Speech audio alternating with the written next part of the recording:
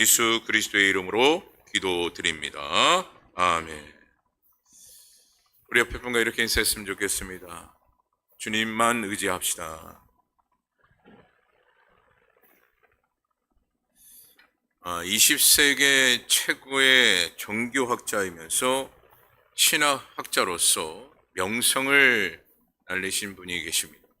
그분이 바로 하르비 칵스라는 학자분이신데 이번에 사진으로는 조금 젊은 모습으로 좀 사진이 나왔는데 지금으로 우리나라 나이로 따지면 97세 정도가 되십니다. 근데 이분이 1965년에 이르러 아주 유명한 책을 하나 쓰셨어요. 아주 파격적인 책을 쓰셨는데 그 책이 세속도시라는 이 책입니다. 이 책의 이 내용을 많은 목회자들이 인용을 해서 말씀을 전할 때가 있었는데 이 세속도시의 중심적인 내용은 이런 겁니다. 장차 문화가 발전되고 경제적으로 고성장을 구할 때면 세속도시가 나타나서 교회는 없어지고 세속화가 진행이 되어 하나님을 찾지 않을 것이다 라는 이런 주장을 하였습니다. 이 말은 세속 과정을 통해서 하나님은 전면에 나타나지 않고 역사의 커튼 뒤로 숨을 것이다 라는 주장을 했던 거예요. 결국 종교는 그 뿌리를 상실한 채 소멸할 것이다 라는 것을 강력하게 이 하르비 칵스가 주장을 했던 겁니다. 여러분, 좀 더 이것을 쉽게 이야기한다면 이런 거죠. 기독교는 소멸될 것이고 종교의 운명은 끝날 것이다. 이것이 하르비 칵스의 주장론이었어요. 그런데 이 하르비 칵스가 본인이 사역하고 또한 각 교회들의 그 현장의 모습을 쭉 보면서 시간이 흘러 자신의 생각이 잘못되었음을 깨닫게 됩니다. 그래서 30년이 지난 후에 1995년에 이르러 다시금 책을 쓰게 되는데 그 책의 제목이 뭐냐? Fire from Heaven이라는 이 책이에요. 이 책의 내용을 또한 보게 되면 지금까지 자신의 생각이 잘못되었다라는 것을 재차 주장하죠. 여러분, 보편적으로 자신의 주장을 내려놓고 그것이 잘못되었다라고 주장하기가 참 어렵습니다.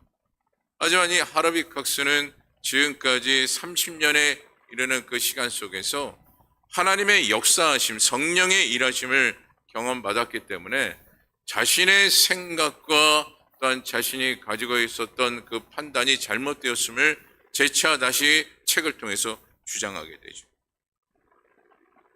그래서 결국 하르비 칵스가 인정하며 이야기했던 말이 무엇이냐? 성령의 역사는 지금도 이 세상을 이끌고 있다 라는 주장을 내세워요. 여러분, 그가 자신의 생각과 판단을 통해서 교회가 어떻게 된다라고 했습니까? 다 소멸될 것이다 라고 그렇게 주장을 했던 인물이 이 하르비 칵스예요. 그런데 30년에 이르러 성령께서 일하시는 그 모든 일들을 경험하고 난 이후에 그가 주장했던 것이 무엇입니까? 성령의 역사는 지금도 이끌고 계시다. 무엇을요? 이 세상을. 그러므로 오늘 우리가 이 하르비 칵스의 이 주장론대로 우리는 누구만을 바라봐야 할까요? 오직 예수 그리스도만 바라보는 자가 되어져야 하고 예수 그리스도만이 유일한 희망이 되어짐을 우리는 고백하고 또 고백해야 된다라는 것이에요. 여러분, 오늘날 우리가 예수님만이 그래서 희망이라는 것, 예수님만이 그래서 우리의 소망이 된다라는 것을 잊지 마셔야 돼요. 여러분, 분명 하르비 칵스는 자신의 견해로 소망이 없는 것처럼, 더 이상 소망이 없는 것처럼 그렇게 여겼습니다. 더 이상 희망이 없다라고 그렇게 여겼어요. 자신의 생각대로. 하지만 성령께서 일하시면 어떻습니까? 그렇지 않아요. 우리에게 희망을 주시는 분이 주님이시요, 또한 우리에게 비전을 주시는 분이 주님이라는 거예요. 그래서 우리가 누구만을 바라봐야 하는 것입니까? 주님만을 바라봐야 하는 것입니다. 요즘 수많은 학생들과 청년들이 앞날에 대해서 참 걱정을 많이 해요. 그리고 더 걱정이 되는 것은 무엇이냐? 소망과 비전이 없다라는 거죠. 그리고 스스로가 고백을 합니다. 미래가 없다. 나는 미래가 없다. 그렇게 이야기해요. 참으로도 안타까운 일이죠. 여러분, 이것은 또한 무엇을 의미하고 있느냐? 금요일에도 제가 잠시 여러분들에게 말씀을 드렸지만 자신의 생각이 우선이 되고 있기 때문에 미래에 대한 염려와 걱정이 가득 찬 것이고 또한 소망과 비전이 없는 것입니다. 여러분, 그래서 오늘날 우리의 생각과 또한 우리의 판단과 기준을 하나님의 말씀 앞에 내려놓는 것이 중요해요. 여러분, 하나님께서 오늘날 우리의 모든 것을 다 주장하시고 인도하시는 하나님의 권세가 우리 가운데 지금도 임하고 있음을 우리는 믿어야 하고 또한 그 믿음을 통해서 하나님께서 우리를 통하여 역사하신다라는 거예요. 그런데 이 모든 역사하심은 결국 무엇을 통해서 이루어지느냐? 우리가 순종함에 이루어진다라는 것이죠. 여러분, 금요일에도 모세를 여러분들에게 소개해 드렸습니다. 모세가 광야 40년의 그 생활을 하는 그 가운데 그는 아무것도 없었어요. 어떠한 능력도 없고 어떠한 소유도 없었습니다. 그저 어떻게 보면 모세는 처가살이 하는 것이 전부였어요. 그것이 40년의 생활이었습니다. 아무것도 없었기 때문에. 그런데 그가 이스라엘 백성들을 출애굽시키고 또한 가나안 땅에 이르기까지 이르는 그 모든 과정을 이룰 수 있었던 것은 무엇이었을까요? 오직 한 가지였어요. 순종. 그리고 하나님께서 나와 함께 하신다는 그 믿음. 그것을 통해서 모세의 앞날을 하나님께서 주장해 주셨고 또한 그의 모든 인생의 앞날을 책임져 주시는 하나님의 그 크신 은혜가 그의 순종을 통해서 오직 주님이 나와 함께 하신다는 그 믿음 때문에 그리고 모세는 특별히 하나님만을 바라보는 그 신앙의 중심이 있었기에 하나님께서 그의 앞날을 주장해 주시고 책임져 주시고 또한 모든 것을 부족함이 없이 채워주시는 은혜의 역사를 베풀어 주셨다라는 것이죠. 그래서 오늘날 우리가 미래에 대해서 염려나 근심, 걱정을 하고 있다는 것은 결국 무엇에 더 매여 있는 인생을 살아가고 있는 것입니까? 나의 생각, 나의 판단에 매여서 삶을 살아가고 있는 거예요. 전적으로 주님을 의지하는 믿음의 생활이 되지 아니하고 오직 나 중심에 이르는 그 생활로 살아가고 있는 것입니다. 그래서 오늘 우리는 어떤 마음을 가져야 합니까? 오직 주님만 바라보는 마음, 오직 주님만 바라보는 그 믿음을 소유하는 자로 살아가야 한다는 거예요. 여러분, 세상 사람들은 홀로 자기 중심적인 그 생활을 하고 있습니다. 공동체에 모여서 무엇인가 하고 있는 것 같으나 결국 뭐예요? 혼자예요. 하지만 오늘 우리는 어떻습니까? 다릅니다. 그 다른 가장 큰 이유는 우리는 홀로가 아니라 주님이 함께 하신다는 것이죠. 그래서 우리 자신이 우선이 되게끔 하지 아니하시고 오직 말씀이 우선이 되게 하시고 또한 하나님의 권세가 우선이 되도록 하시는 분이 하나님이시라는 거예요. 그래서 주님께서 늘 우리에게 말씀하신 바가 무엇입니까? 너는 나를 따르라. 이것이 주님께서 우리에게 말씀하신 바예요. 다시 말해 하나님께서는 그와 같이 우리에게 말씀하신 것이 무엇일까요? 내가 너를 책임져 주리라. 그래서 주님께서는 우리에게 늘 말씀하신 바가 또한 무엇이냐? 나를 바라보거라. 나를 바라보라. 이것이 주님의 말씀. 그래서 오늘 우리는 주님의 권세 아래 우리의 존재가 있음을 우리는 인식해야 되고 그래서 주님의 권세 아래 있기에 우리는 세상과 다른 인생이 되어져야 한다는 거예요.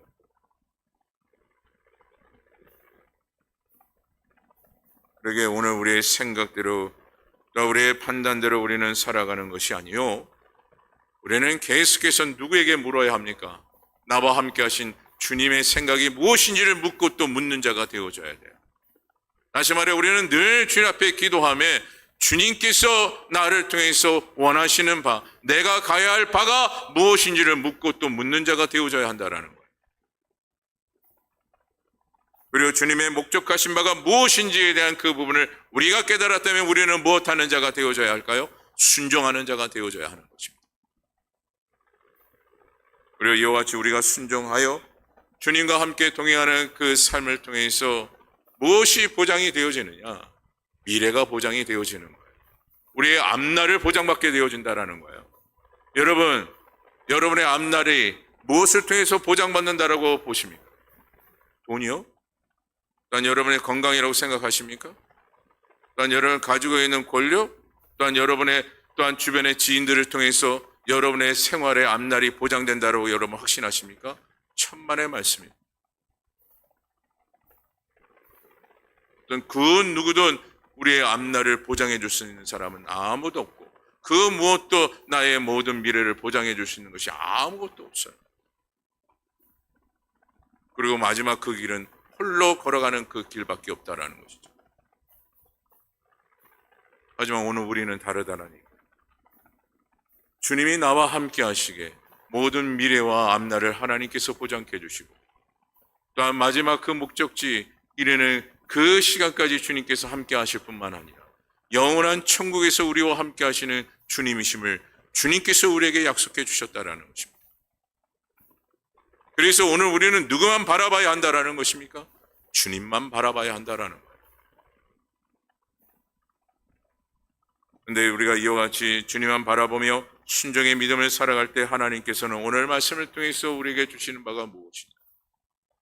우리의 인생을 다른 인생으로 인도해 주신다는, 그냥 세상 사람들과 같은 인생으로 살아가는 것이 아니라 영적인 믿음의 삶을 통해서 다른 인생을 우리에게 주시는데 그 인생이 무엇이냐? 첫 번째로 기쁨과 평안을 갖게 하신다라는 거예요. 여러분, 인도의 선교사로 스텔린 존스라는 귀한 분이 계십니다. 이 스텔린 존스 선교사님이 아주 유명한 말을 일단 남기셨어요. 일단 이 말로 인해서 많은 목회자들이 이분의 이 말씀을 가지고 많이 인용해서 말씀을 전하였는데 이분이 이런 말을 했습니다. 진짜 기독교인이 되면 그 인생의 세 가지 현상이 나타난다. 그것은 불안에서 해방되는 것이고 마음에 기쁨이 있는 것이고 환난이 많아지는 것이다. 이 스텔린 존스 선교사님의 이 말씀 중에 이 세 가지를 언급하셨는데 기독교인이 되면 우리의 인생은 세 가지로 달라질 것이다. 근데 첫 번째, 두 번째는 많은 분들이 그래 맞다. 근데 세 번째는 왜? 라는 질문을 할 때가 많아요. 첫 번째가 뭐라고 했습니까? 불안에서 해방이 되어진다. 이제는 불안한 생활에서 해방이 된다. 그래 너무나도 좋다 라고 모두가 감격하죠. 그리고 두 번째도 마음의 기쁨이 있을 것이다. 맞다라고 모두가 인정을 해요. 근데 마지막 세 번째, 우리가 기독교인이 되면 우리의 인생이 달라지는데 그 한 가지는 환난이 많을 것이다. 왜? 라고 질문을 합니다. 그렇다면 왜 하나님께서 이와 같이 첫 번째, 두 번째는 이해가 되나 세 번째, 오늘 스텔린 존스 이 선교사님이 말한 것 같이 환난이 왜 많아지는가? 왜 기독교인이 되면 이 환난이 많아지는가? 무엇 때문에 환난이 많아지는가?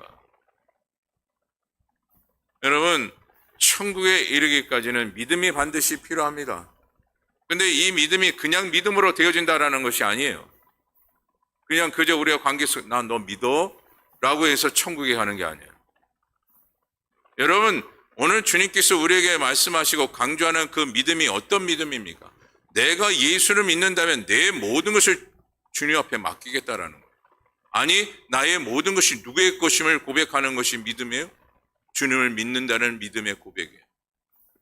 그 믿음이 되어져야 비로소 우리는 천국에 입성할 수 있는 은혜가 임하게 되어집니다. 근데 이 믿음이 그냥 지켜지느냐? 이 믿음이 그냥 되어지느냐? 그렇지 않아요. 놀랍게도 환난을 통해서 이 믿음이 더 강성해진다라는 것이죠. 기쁨, 즐거움, 행복 속에서 오늘날 우리의 믿음이 더 강성해지느냐? 그렇지 않아요. 참 놀랍게도 인간의 믿음이라는 것은 환난 가운데 그 믿음, 특별히 하나님께서 그 환난을 통해서 극복하시는 그 은혜를 받아야만이 비로소 그 믿음이 강성해지더라는 얘기예요. 그래서 오늘 스탠리 존스 이 선교사님도 환난이 맞는 것이 축복이다라고 했습니다. 왜요? 믿음을 통해서 천국의 문이 열리기 때문에.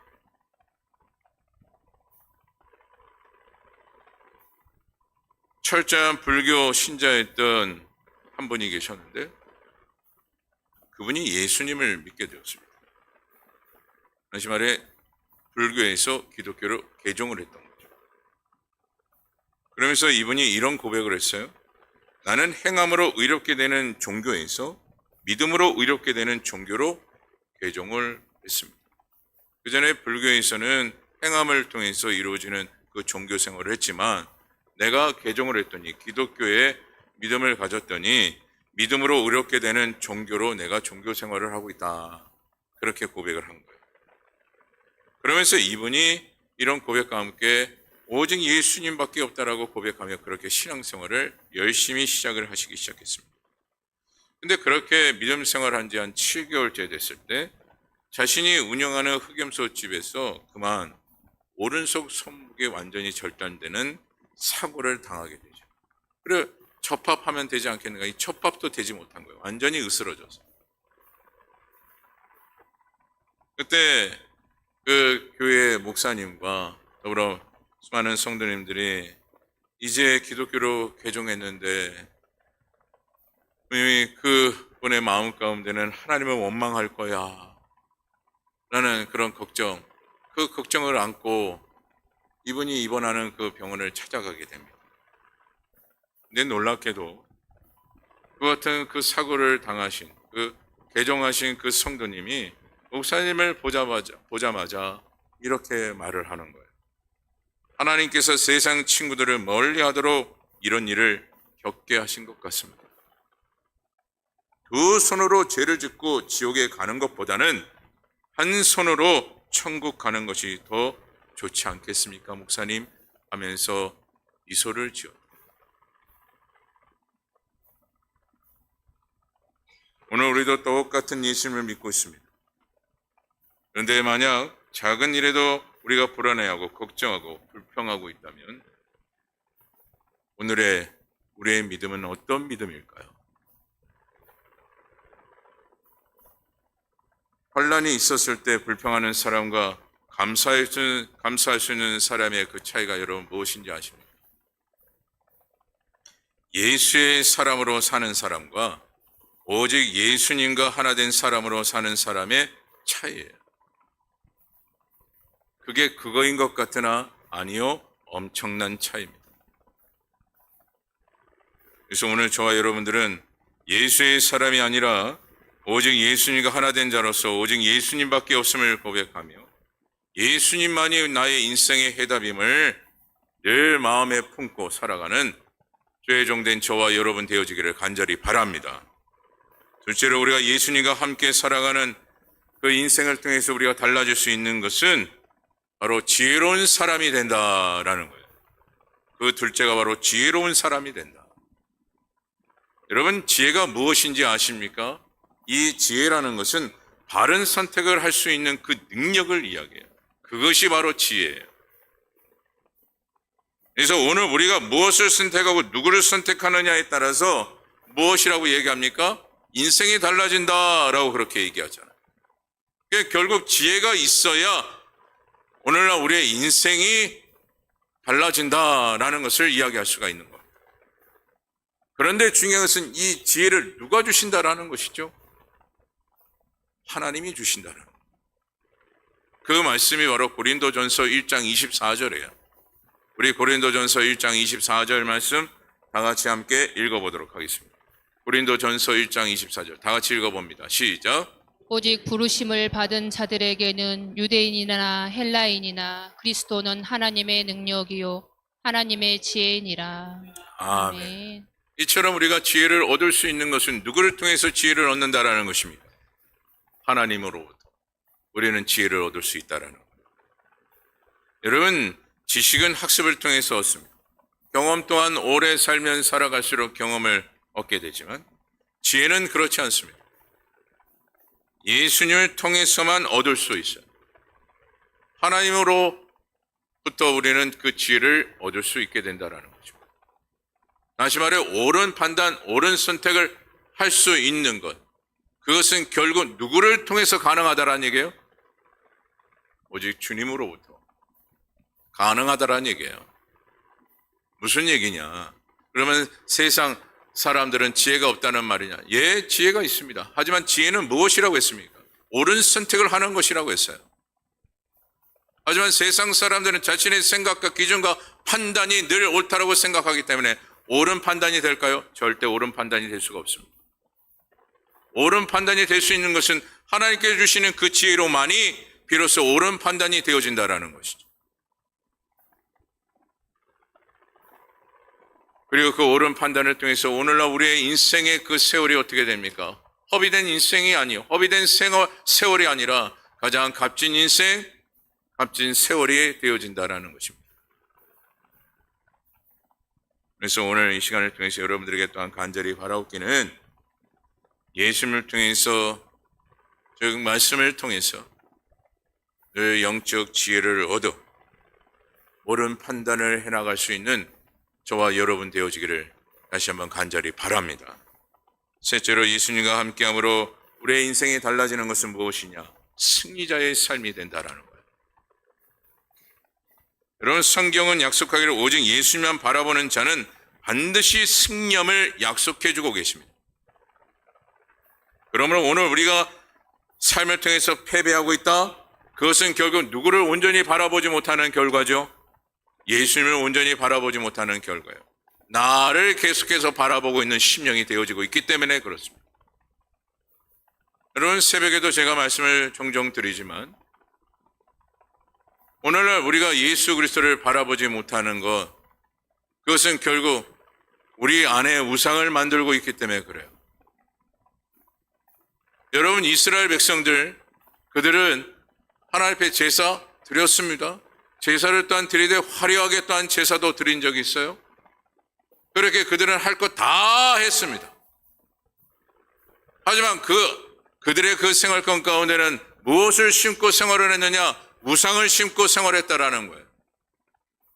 오늘날 우리도 예배를 드리지만 1년 52주 예배를 드리지만 또한 열심을 다해 헌신하고 나름대로 무엇인가 기도하고 말씀 생활을 하고 있다라고 하지만 내 중심이 먼저가 되어진다면 그것이 곧 무엇입니까? 우상이에요.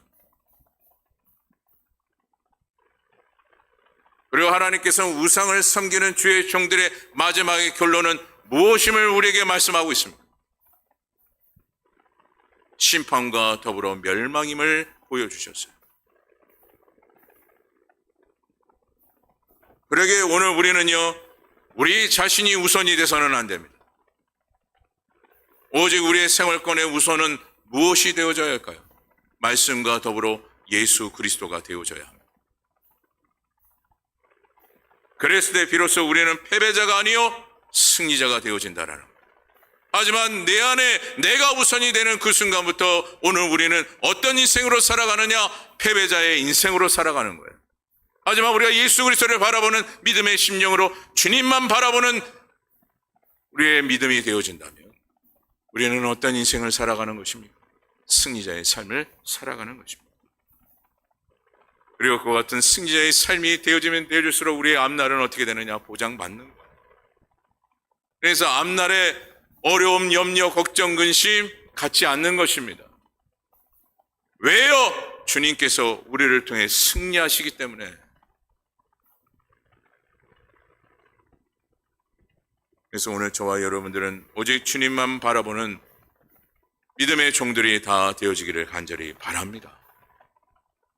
근데 오늘 우리가 이와 같이 주님만 바라보는 믿음이 되기 위해서는 그냥 되어지느냐? 그렇지 않죠. 우리가 늘상 이야기하고 있는 것처럼 말씀과 기도가 항상 뒷받침되어져요. 그리고 이와 같은 기도와 말씀의 중심에 이르는 그 삶을 통해서 반드시 또한 행해야 될 것이 무엇입니까? 실천이에요. 기도하면 기도한 만큼에 대한 생활이 되어져야 돼요. 말씀의 깨달음에 대한 말씀을 깨달은 만큼에 대한 실천이 되어져야 하는 것입니다. 특별히 그 부분에 있어서 사도 바울, 오늘 고백한 이 사도 바울의 이 고백을 통하여 우리는 더 깊이 깨닫게 되는데, 사도 바울이 여러분 감옥에 갇혀 있을 때도 그는 조금도 두려워하지 않았어요.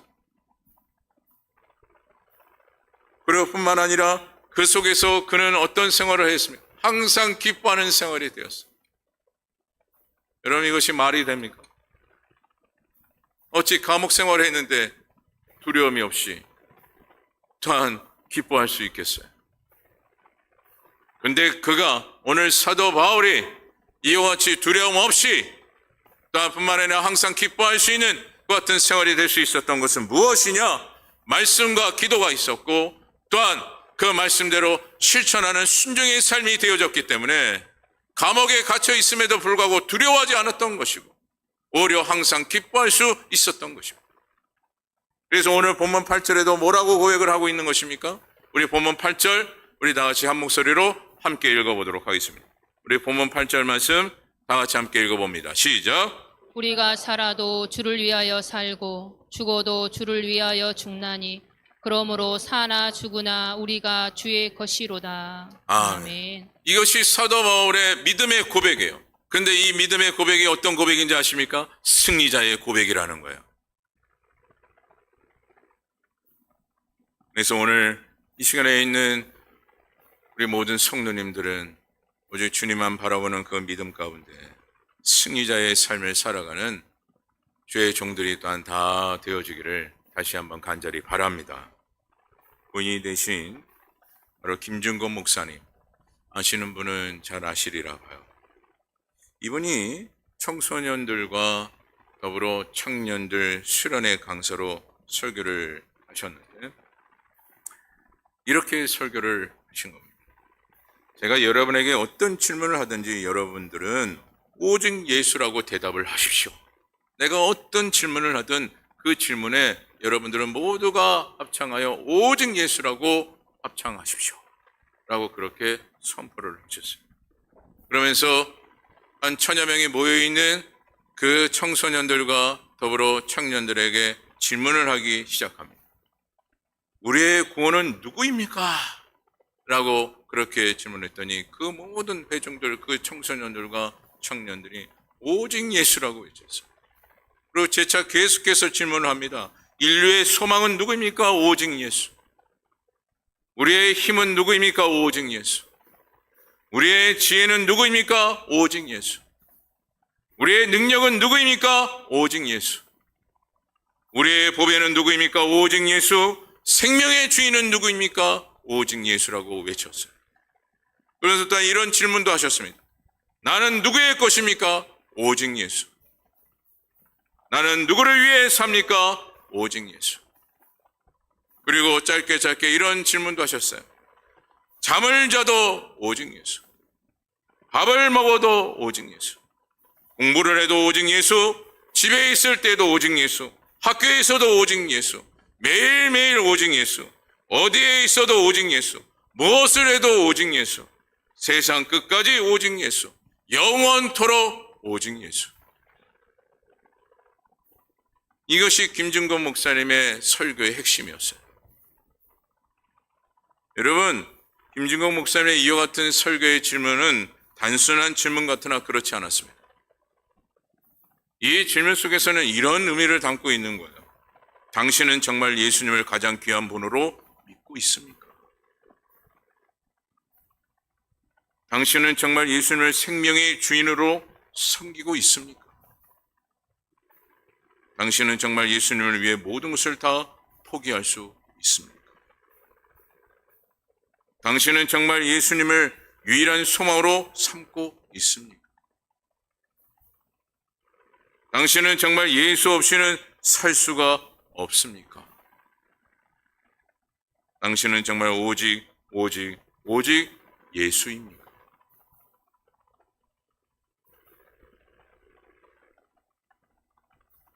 오늘 여러분은 어떻습니까? 이 김중국 목사님의 이와 같은 이 질문에 여러분의 대답은 무엇입니까? 분명히 여러분들에게 말씀을 드렸어요. 우리는 그냥 믿는다고 해서 천국에 이르는 자가 될 수 없습니다. 우리가 오직 예수라고 외친다라는 것은 우리가 오직 주님밖에 없음을, 오직 주님만이 나의 모든 인생의 전부임을 고백하는 것이다 라고 말씀을 드렸습니다. 그래서 오늘 우리는 인생을 살아가는 그 모든 인생 가운데 무엇을 해도 오직 예수를 위해서 살아가는지, 그 같은 그 삶이 우리의 삶을 통해서 나타나야 하는 것입니다. 나를 위해서 살아가는 자가 아니라 오늘 우리는 누구를 위해서 사는 자가 되어져야 한다고요? 오직 예수를 위해서.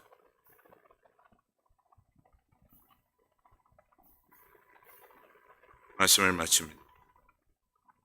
오늘 여러분들은 어떤 인생의 결과를 얻기를 소망하십니까?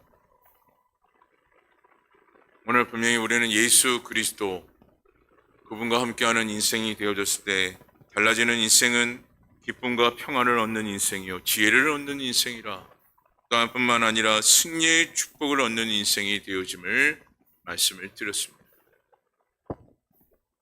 오늘 그리하여 이 자리에 함께하는 저와 여러분 모두는 오직 예수님만 고백하는 주의 종들이 다 되기를 간절히 바랍니다.